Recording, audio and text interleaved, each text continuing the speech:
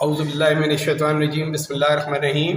Dear student, आज हम आपको फाइनेंशियल स्टेटमेंट का part cost of goods sold explain कर रहे हैं। फर्स्ट ईयर सिलेबस में से 2014 के क्वेश्चन का part A, cost of goods sold. What is cost of goods sold? The cost which we sold, यानी जो हम बेच देते हैं ड्यूरिंग एन अकाउंटिंग पीरियड, यानी जो हमारी सेल्स रेवेन्यू है उसको जनरेट करने में जो हमारी कॉस्ट, जिसको हमने सेल आउट किया है उसकी कॉस्ट क्या है वो हम कैलकुलेट करना चाह रहे हैं। यानी अगर हमने कोई चीज़ बेची है सपोज 1000 की, तो वो हमें कितने की पड़ी थी। अगर हमें वो 700 की हमें परचेज की थी तो इसका मतलब है 700 हमारी कॉस्ट है।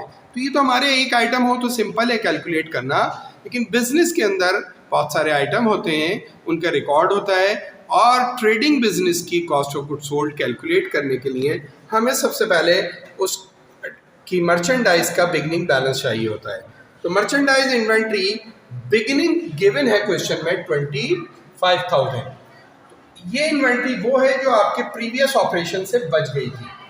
तो इस प्रीवियस बैलेंस में हम जो ड्यूरिंग द पीरियड परचेसेस करते हैं, वो मंथ है, ईयर है, क्वार्टर है, हाफ ईयर है, उसमें जो भी परचेसेस हुई हैं हम उन परचेसेस को ऐड कर लेते हैं। मगर उन परचेसेस को ऐड करने से पहले कुछ नेसेसरी कैलकुलेशन होती है।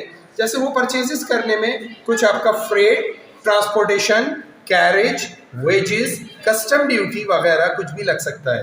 तो जो भी एक्सपेंसेस नेसेसरी होंगे उसको अपने वेयर हाउस, अपने शोरूम, अपने डेस्टिनेशन तक लाने के लिए वो सब हम ऐड करते हैं। वो ऐड करने के बाद जो कॉस्ट आती है वो कहलाती है डिलीवर्ड कॉस्ट, जो आपको आपके डेस्टिनेशन पे पहुंच के पड़ती है।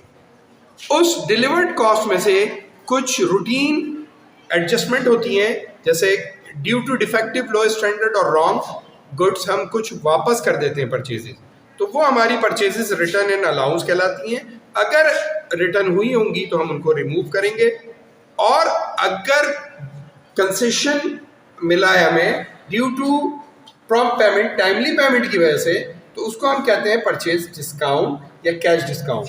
तो ये दोनों कॉन्ट्रा एक्सपेंस अकाउंट हैं जो इस परचेजेस एक्सपेंस में कमी को रिप्रेजेंट करते हैं। तो परचेज रिटर्न एंड अलाउंस और परचेज डिस्काउंट दोनों को हम इसमें से माइनस करेंगे। इन दोनों का हमने टोटल किया 500 और 1000, टोटल आ गया 1500। जो हमारी डिलीवर्ड कॉस्ट 133,800 में से माइनस किया, उसको माइनस करके जो अमाउंट आया वो हमारी खालिस परचेज यानी नेट परचेज आ गई। वो नेट परचेज बनी 1,32,300। इस नेट परचेज को हमने एक्यूमुलेट कर लिया, ऐड कर लिया प्रीवियस बिगनिंग इन्वेंट्री के साथ, जो प्रीवियस एंडिंग थी और इस पीरियड का बिगनिंग थी।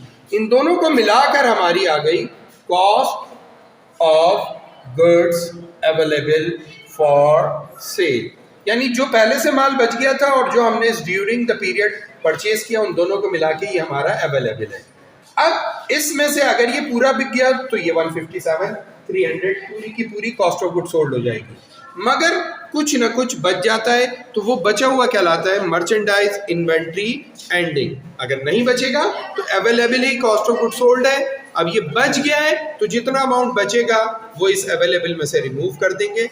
18,000 एंडिंग इन्वेंट्री बची हुई है, उसको उसमें से रिमूव किया तो हमारी आ गई कॉस्ट ऑफ गुड्स सोल्ड, वो कॉस्ट गुड्स की जो हमने इस पीरियड के दौरान बेच दी।